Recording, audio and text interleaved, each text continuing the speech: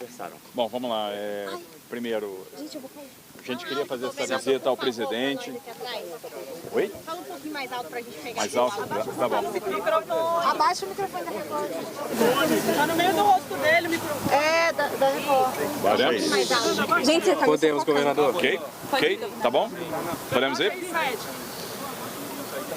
Bom, então uma visita que a gente tinha se programado já há algum tempo para fazer. Eu queria muito transmitir meu abraço, minha solidariedade ao presidente Bolsonaro, dizer para ele que nós estamos juntos, falar do meu apreço, falar da minha gratidão e disse para ele que eu tinha uma tarefa aqui muito difícil, que era transmitir, e eu não ia conseguir me lembrar de todos os abraços que foram pedidos para eu trazer aqui para ele, a transmitir um abraço de muitas pessoas. Toda vez que eu faço um evento, lá com o nosso público em São Paulo, lá no interior, são milhares de pessoas que pedem, olha, leva o meu abraço para o Bolsonaro, transmite um abraço para ele, diz que a gente está orando por ele, diz que a gente está pedindo por ele. Então, é impressionante o carinho das pessoas. Eu queria, de certa forma, ser um pouco porta-voz desse carinho, falar do que as pessoas estão sentindo, falar da saudade que as pessoas têm dele e transmitir, de certa forma, isso para ele, o amparo, dizer que tem uma massa de brasileiros que torce por ele, que ora por ele, que quer o melhor para ele, que tem carinho por ele, né? Eu me incluo nesses brasileiros e eu queria transmitir isso no dia de hoje.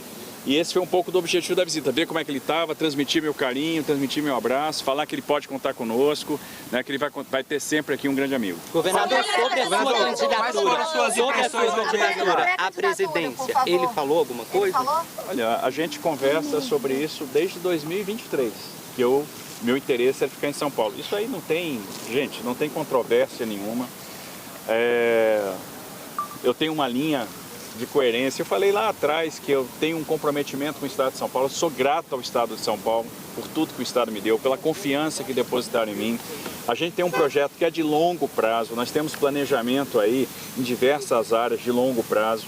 Eu quero ver esses projetos se materializando. Tem coisas que a gente mesmo, eventualmente, tendo um segundo mandato, a gente não vai entregar, mas a gente está planejando. Então, planejamento de Estado.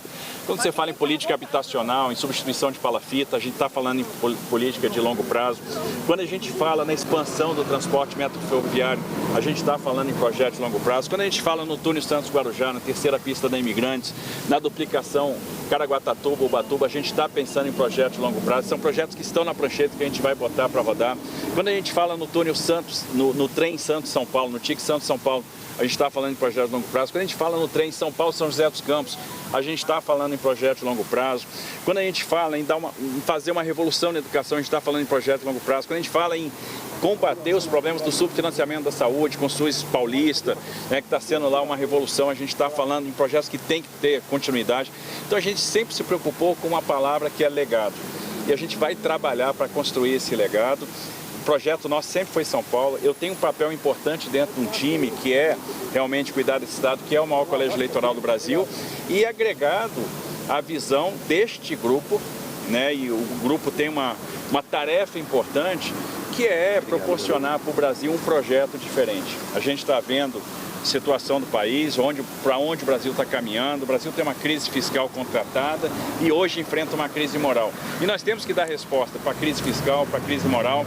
Por isso precisamos de uma alternativa e nós vamos proporcionar essa alternativa como time.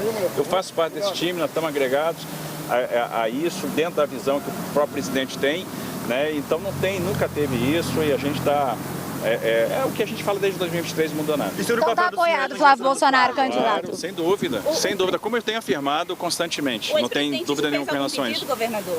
Não, assim, como eu falei, a gente conversou com amigos, a gente vai estar empenhado neste projeto, vamos entrar né, muito fortes, muito unidos, agregando mais pessoas, agregando mais gente, e falando de perspectiva, falando de projeto para o país, falando de pontos que são importantes para a gente resolver a questão fiscal e, aliás, mexendo algumas alavancas, a gente vai ver o fluxo de capital aumentando, a gente vai ver a moeda apreciando, a gente vai ver a inflação baixando, a gente vai ter espaço para reduzir taxa de juros, né?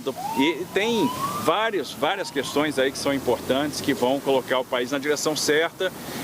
Falamos muito dos tempos em que a gente trabalhou junto, no tempo que o presidente esteve no comando do país, das realizações, da saudade que a gente tem, né, de como era bom visitar o Brasil todo, vendo as entregas, convivendo esse período com ele. Foi um período para mim muito rico. né? Então a gente precisa ver isso de novo, trazer essa alegria de volta. Você vai ter um papel específico ele falou sobre a saída, ele falou sobre a saída do governador Caiado do partido? Falou, e o presidente viu com bons olhos, o presidente elogiou o Caiado para mim, o presidente tem o apreço pelo Caiado, né, a consideração pelo trabalho que o Caiado fez ao longo da sua trajetória política. O presidente entende que é uma candidatura que soma também com esse projeto, que no final vai estar todo mundo junto contra o PT, não tenha dúvida disso. Então ele viu com muito bons olhos e o presidente então vê com esperança também e viu um movimento acertado aí e ficou satisfeito. Mas sobre os três, ele falou alguma coisa especificamente sobre Eduardo Leite, Ratinho Júnior e Caiado? Ele demonstrou alguma preferência? Não, ele acha que soma, né? Eu acho que quem vai estar no projeto vai somar também. Então, como ele já tinha falado antes, né, e também sendo coerente com o que ele já tinha dito, ter mais candidaturas não é um problema, eu acho que soma e no final você cria uma grande força. A exemplo do que aconteceu, por exemplo, no Chile recentemente, vocês viram esse grupo todo somado, fazendo a diferença e vencendo a eleição do segundo turno.